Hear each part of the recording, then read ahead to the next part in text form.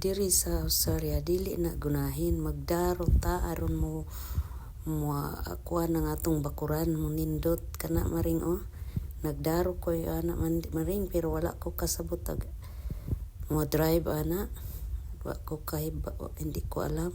Tingnan nyo naman yan mga maring parang natatay ang itsura ko dyan parang yung lakad ko nagmarcha.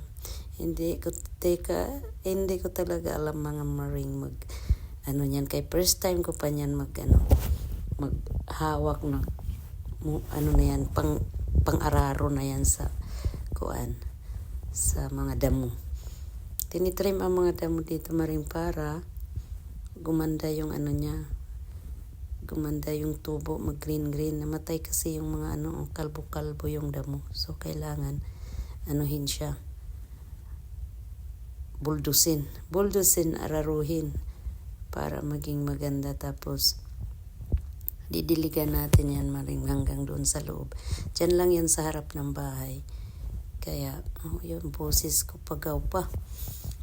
Hindi pa maganda. May sipon kasi ako. Kaya ayan, magdaro ulit tayo. Tingnan nyo naman ang itsura ko dyan. Parang natatay.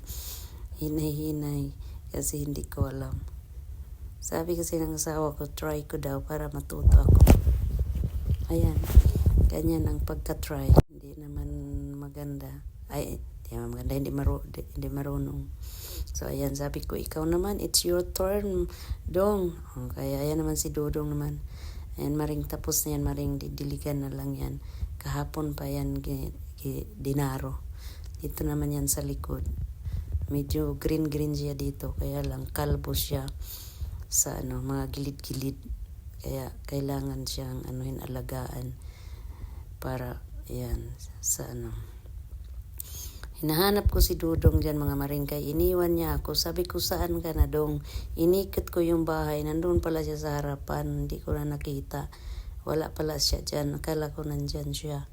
So, ayan. Magdidilig na tayo mga maring para maging maganda ang tubo maganda ang tubo ng damo na yan. Maging green ulit. Yan, hirapan ako dyan sa hose na yan. Kasi mahirap kaya yan hilain. Mabigat siya. Lumalaban yan Sabi ni Dudong, hindi yan mainom na tubig.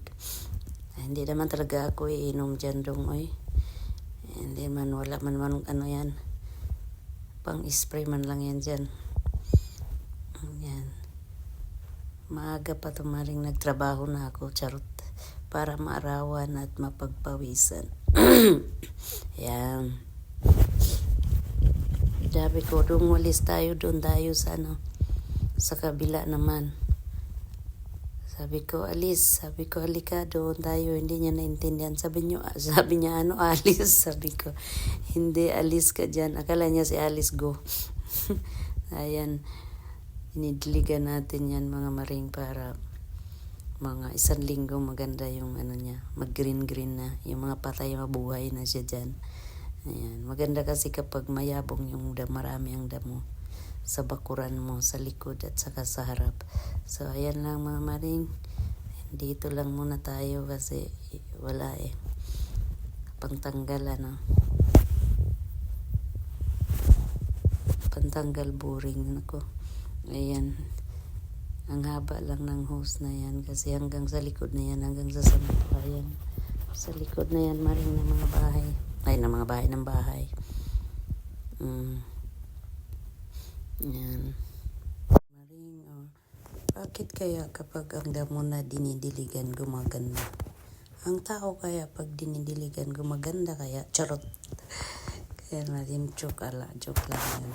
Pero nga, gumaganda yung mga halaman at mga damo kapag laging nadidiligan. So, yan.